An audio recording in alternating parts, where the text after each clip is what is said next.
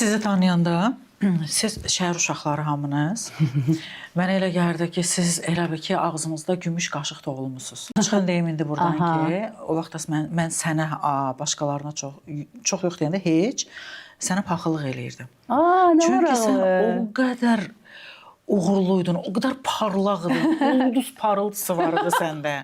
Mən sizin yaşadığınız həyata gəlib çatmaq üçün çox mücadilə verdim. Siz artıq evdən çıxırdınız, mən kiralarda qalırdım və daha əvvəl məsəl üçün yataqxanada qalırdım. Mənim o maddi imkanlarım yox idi, mənim dəstəyim yox idi arxamda, tanışlıqlar yox idi. Amma siz elə dediyim kimi o gümüş qaşıq ağzınızda mənə elə gəldi. Elə gəlirdi əslində. Sonradan ünsiyyət, mən gördüm ki, siz də əziyyət çəkirsiniz, siz də ailəyə baxırsınız qız. Sən biraz oxumuş, sən... Mən də ona, məsəl üçün sənə qarşı, əgər bizim aramızda da deyək ki, nəsə bir iynə yaranırdısa da, o da mənim qorunma reaksiyamdır. Çünki sənin bildiyini mən bilmirdim. Sənin oxuduğundan mənim xəbərim yox idi.